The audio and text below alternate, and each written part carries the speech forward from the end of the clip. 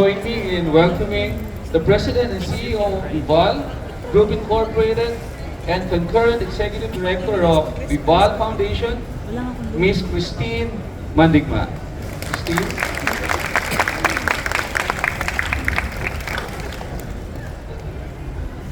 Thank you, Sir James. Magandang hapon po sa inyo lahat. Good afternoon, everyone. So, it is my pleasure on behalf of the Vibal group of companies and Vibal Foundation to welcome you all to this year's Tertulia. This is an annual, hopefully an annual tradition of Vibal, where we will launch our new titles at the longest running book fair in the Philippines, the Manila International Book Fair. So first and foremost, I would like to thank our authors who are all here. Thank you po for coming. Sir Mark, Doc Butch, Doc Jobbers, Dr. Borinaga, Sir July, Ma'am Joanna, may na-miss po ba ako? Sir Richie, of course. And sino? Hindi ko makita. Dr. Mangahan is here. Hello, Dr. Bench Mangahan. Thank you for coming. Thank you for entrusting us with your books. So sa lahat po ng nandito at nakabisita sa Vibal booth, they will have a book signing after this Tertulia. So I hope that you will come share a little merienda with us, talk to our authors, and have your book signed by them. It is such a great honor to work with you. Maraming salamat po. Vibal Foundation has recently been recognized by the Book Development Association of the Philippines as the best academic and scholarly publisher in 2024. So we were given that award on September 11.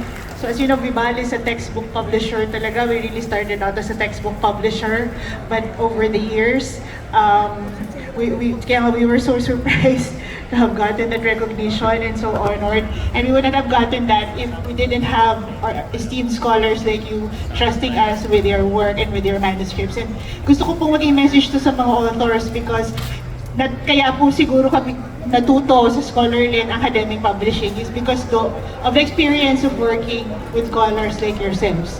So thank you so much to all of you for supporting Vibal. Thank you so much. First, I'd like to recognize the effort of our excellent publishing team, our editorial team, led by Ms. Jello Lopez, Mr. Nick Lahom, and yung hindi na natulog leading up to the book fair, si Ms. Maros, the managing editor of the Vibal Foundation, Ms. Maros Magkamit, and her team, Kaiser, Jerome, yung art production team namin, sina Sir Kiko, Sir Wally. It was a team effort, parang Olympics namin kasi itong MIBF. So, leading up to the book fair, si Maros po ay hindi na natutulog. Ngayon lang po ulit siya nagising para lang mag-attend ng Tertulia. Ayan. So, and of course to the rest of my team at Vibal, our marketing, our general services, multimedia, creatives, of course our sales teams na masyadong nagbabantay sa booth namin. Thank you for your effort in making sure that we have a good showing at this book fair. To our guests, I hope that you enjoy this afternoon of book talks, performances, and let us all siguro be happy diba, this afternoon. Publishing is not an easy job. Ang dami pong mga publishers in this fair who know and who labored then to get their books out for this book fair because it is the fair where all the readers come together once a year. So, but when you see the books po na nakikita nyo sa mga booths naming mga publishers behind those books, ay sobrang grabing hirap po talaga at team effort. Ang publishing po kasi ay hindi na nag-uumpisa sa gawa ng isang manunulat. Ito po ay dumadaan sa kamay. Ang isang libro ay dumadaan sa kamay ng napakaraming mga tao mula sa editor, sa layout artist, sa book designer, sa illustrator, sa indexer, proofreader, copy editor, papunta po na sa press, papunta po sa nagbayin, papunta po sa logistics at sa warehousing. Publishing is such an intensive, labor-intensive, capital-intensive effort. So all the books that you see here take so much time and love. So I really believe that publishers who publish do it not because it is a very big business, you know. But as you can see, ang daming mga small independent publishers that I can see in the fair. They're in it for the love. We are all in it, kami po publishers here. Not for the money, really, but for the love of books and the love of ideas and the love of reading. So this is really an enterprise that is graced under so much difficulty, so much effort, so much time, so much talagang resources po talaga ay binubuhos ng lahat ng mga tao para makapaglabas lang po ng isang libro. So ngayong hapon po, si-celebrate natin ng libro. Hindi lang po natin titingnan o pasasalamatan ay acknowledge yung hirap natin sa paggawa ng libro, pero ito po para sa amin, lalo na sa Vibal, ay pagsasaya po namin. Ito po yung simbolo ng pagsa-celebrate po namin na nakapaglabas po kami ng mga libro. Yun po yung fulfillment namin sa trabaho namin, na makapaglabas na magagandang libro na hopefully bilang sa mga mambabasa po na tulad nyo ay ma-appreciate nyo, mabasa nyo, may matutunan po kayo at matandaan nyo. Ang legacy po ng mga publishers ay ang aming mga libro. At as alam naman natin, libro po talaga for me, books stand the test of time. Books are true legacy.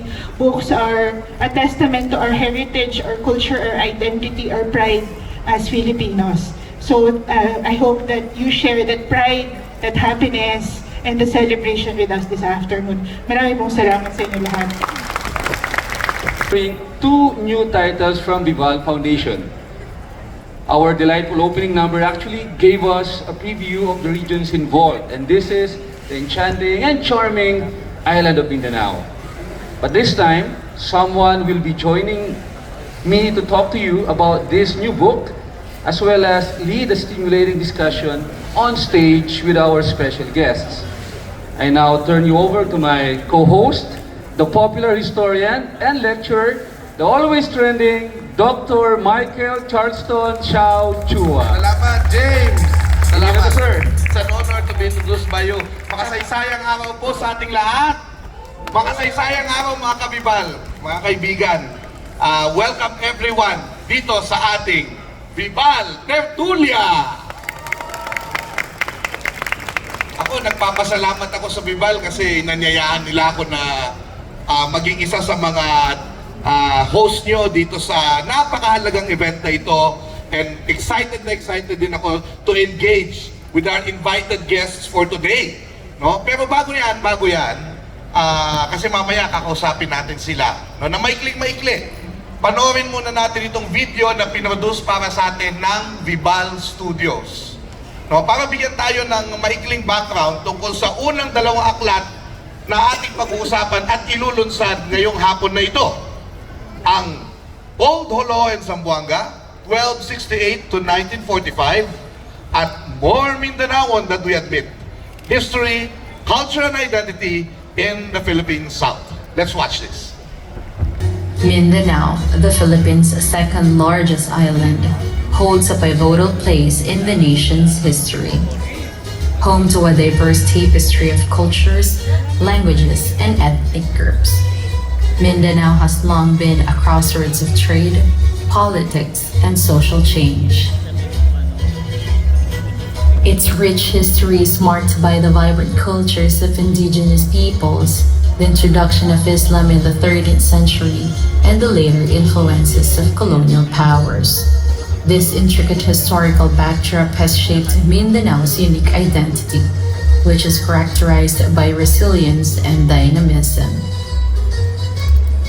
Understanding Mindanao's history is essential for appreciating its complexity and the ongoing struggles and successes of its people. Its relevance today lies not only in its economic contributions, but also in the lessons it offers about unity, diversity, and the quest for a just society.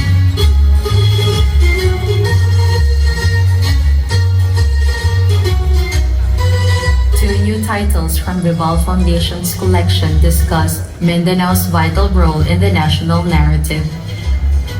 Old Holo and Zamboanga 1268 to 1945 is under the Filipiniana Classica imprint. which aims to uphold the continuity of the Filipino reading canon by printing lavishly illustrated and expanded new editions. More Mindanaoan than we admit, history, culture, and identity in the Philippine South is part of the Academica Filipina Plus collection, an interdisciplinary series that pushes the boundaries of scholarly publishing with smart, literate, and thought-provoking works. In his book Old Holo and Zamboanga 1268 to 1945, author Mark Francis Francisco lays out the history of the region and its different peoples. Historical accounts of Zamboanga and Holo have provided different narratives and perspectives, which despite their limitations, are nonetheless valuable to help gain a nuanced understanding. Chapter 1 begins the story with the spread of the Austronesians, focusing on the dispersion of the Sama-Bajau dispersion and the initial contact with the Tausug, and the early interdependence of the Sama-Bajau and the Subanons.